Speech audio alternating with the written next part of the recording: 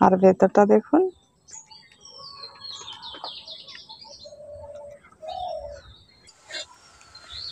নমস্কার বন্ধুরা, আজ বন্ধুরা আমি ক্রিম রুটি বানিয়ে দেখাবো। একে ক্রিম রুটিও বলে আর মাখন রুটিও বলে। আর এই রুটিটা খেতে কিন্তু ছোট থেকে বড়রা সবাই ভালোবাসে। আর খুব সহজে এই রুটিটা বানানো যায়। আর কিভাবে আমি বানাবো আপনারা দেখতে থাকুন। বানানোর জন্য 1 কাপ গরম জল নিয়েছি। গরম জলটা এমনভাবে নিতে হবে যে হাতটা যাতে ডুবিয়ে রাখা যায়। এই গরম জলটা এখন পাত্রের মধ্যে দিয়ে দিচ্ছি। এই গরম জলের মধ্যে এখন 2 চামচ চিনি দিয়ে দিচ্ছি। চিনিটা দেওয়ার কারণ এই ইস্টটাকে অ্যাক্টিভ করার জন্য। আর 1 চামচের মতো ইস্ট দিয়ে দিচ্ছি। এটাকে খুব ভালো করে এইভাবে মেশাতে হবে।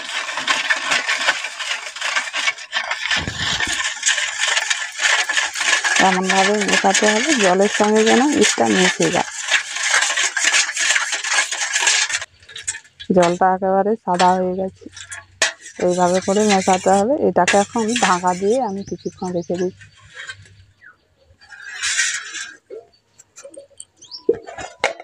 এটাকে ঢাকা দিয়ে 10 মিনিটের মতো রাখতে হবে। এবার আমি রুটিটার জন্য ডোটা তৈরি করে নেব।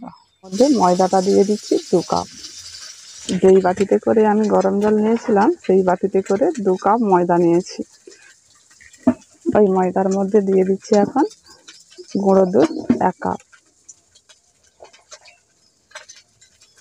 স্বাদ মতো লবণটা দিয়ে দিচ্ছি। এই 3টি উপকরণ দিয়ে এখন ময়দাটাকে ভালো করে মাখিয়ে নেব।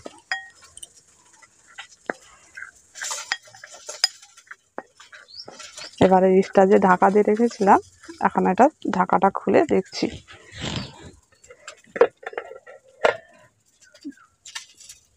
ইস্টটা কি সুন্দর ফুলে গেছে। এবার এর মধ্যে এটা দিয়ে ভালো করে মাখিয়ে নেব।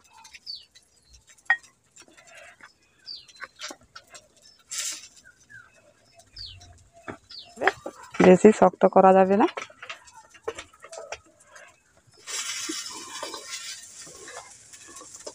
এর মধ্যে যদি জলের প্রয়োজন হয় তাহলে একটু জল অ্যাড করে দিতে পারেন।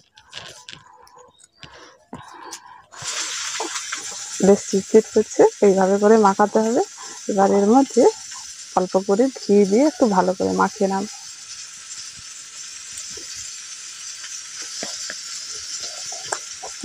এইভাবে করে ঘিটা দিয়ে ভালো করে মাখিয়ে নিতে হবে। এবার ঘিটা ভালো করে মাখিয়ে নিয়েছি। এবার ঢাকা দিয়ে 2 ঘন্টার মতো রেখে দিতে হবে। হাতে যদি কম সময় থাকে 1 ঘন্টা অন্তত রাখতে হবে। 1 ঘন্টার পর তারপর খুলে নেবেন। বন্ধুরা এখন 2.5 ঘন্টা পর ফিরে এসেছি। আর যেই পাত্রের মধ্যে এখন রুটিটা বানাবো সেই পাত্রটা এখন রেডি করে নিচ্ছি। সেই পাত্রের মধ্যে অল্প করে তেল এখন ব্রাশ করে নেব।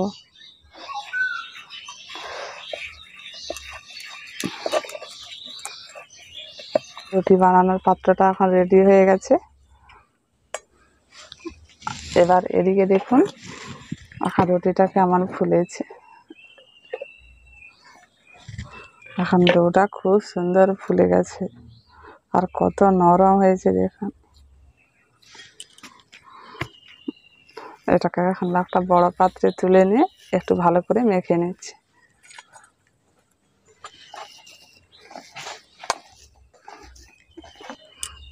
এবার এইভাবে করে একটু ভালো করে একটু মেখে নিতে হবে।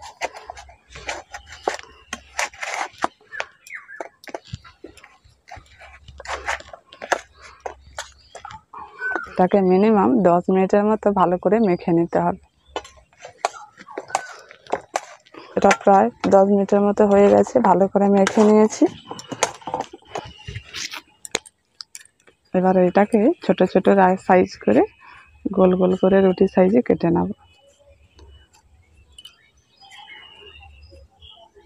এইভাবে করে কেটে নিয়েছি।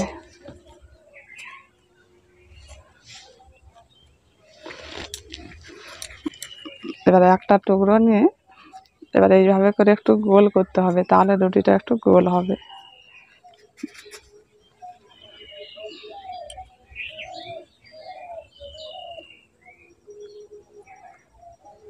এইভাবে করে বসাতে হবে। এই দেখুন, এখন পাত্রের মধ্যে বসিয়ে দিচ্ছি।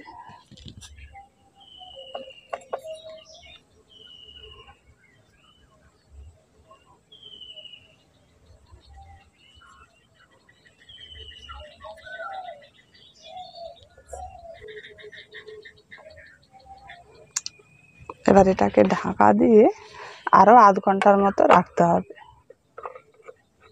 এই রুটিটাকে আধ ঘন্টার মতো রেখেছিলাম। আধ ঘন্টার মধ্যে এই উনুনটা ধরিয়ে কড়াই করে বালিটা গরম করতে বসিয়ে দিয়েছি। এখন বালিটা গরম হয়ে গেছে, এবার রুটিটা বানাবো। আগে থেকে স্ট্যান্ডটা বসিয়ে দিয়েছি। দেখুন এই রুটিটা কত সুন্দর ফুলেছে দেখুন। এবার এর উপরে রুটির কালারটা ভালো আসার জন্য অল্প করে একটু দুধ দিয়ে বুলিয়ে দিচ্ছি।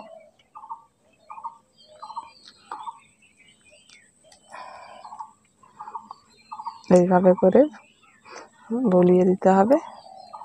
প্রত্যেকটিতে এইভাবে করে বুলিয়ে দিচ্ছি,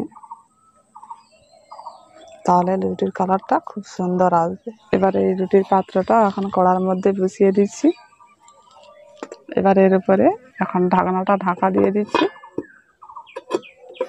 এবার 20 থেকে 25 মিনিটের মতন এইভাবে করে রাখতে হবে। আর উনুনের আঁচটাকে একটু হালকা করে রাখবেন, বেশি তাপ দেওয়া চলবে না, তাহলে পুড়ে যেতে পারে। তাই হালকা আঁচে এই রুটিটা বানালে ভালো হয়। এবার আমি ক্রিম রুটি বানানোর জন্য এখন ক্রিমটা তৈরি করে নিচ্ছি। এখানে দুধ নিয়েছি, এই দুধের মধ্যে 1 চামচ চিনি দিয়ে দিচ্ছি। এখানে বিস্কুট গুঁড়ো নিয়েছি, তার 1 চামচ দিয়ে দিচ্ছি।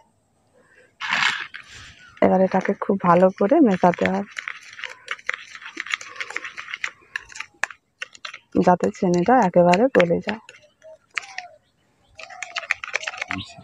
এটা মাখাতে মাখাতে এর মধ্যে 1 চামচ ঘি দিয়ে দিচ্ছি। ঘিটা দিয়ে একটু খুব ভালো করে মিশে নেব। এই ক্রিমটা এখন একটু পাতলা হয়ে গেছে, তাই আর 1 চামচ বিস্কুট গুঁড়ো দিয়ে দিচ্ছি।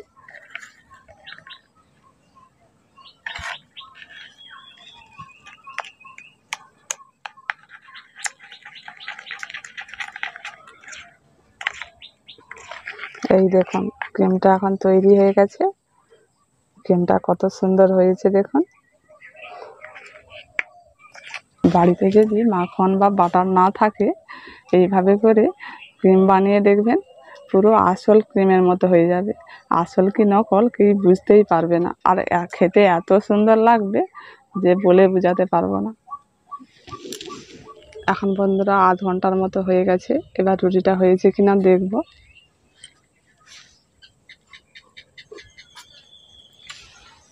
রুটির উপরে কালারটা কিন্তু খুব সুন্দর হয়েছে, আর রুটিটাই পুরোপুরি হয়ে গেছে মনে হচ্ছে।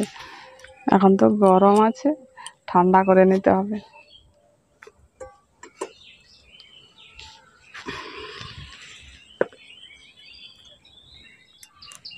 এখন রুটিটা একটু ঠান্ডা হয়ে গেছে। দেখুন রুটিটা কেমন হয়েছে, কত নরম হয়েছে দেখুন। আস্তে আস্তে করে রুটিটা এখন ছাড়িয়ে নিচ্ছি।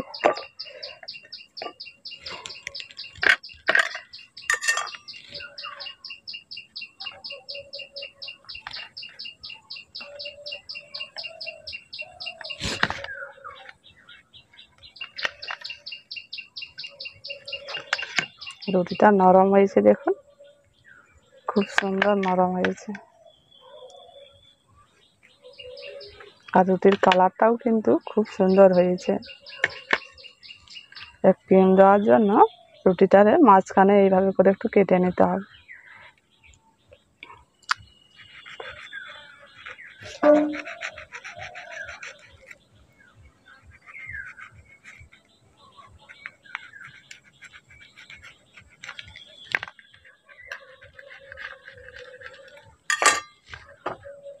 এই দেখুন ভেতরটা কিন্তু খুব সুন্দর রুটিটার ফুলেছে।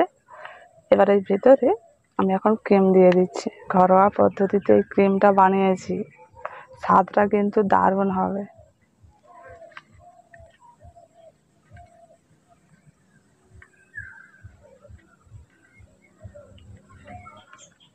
এইভাবে করে রুটিটা আবার ঢাকা দিয়ে দিতে হবে। আবার একটা রুটি এইভাবে করে কেটে নেব।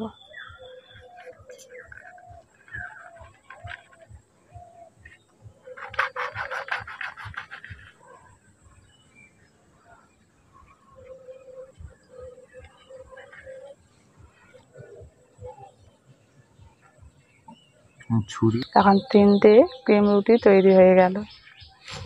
তা কেমন হয়েছে কেটে দেখাচ্ছি। কত সুন্দর নরম হয়েছে, আর ভেতরটা দেখুন।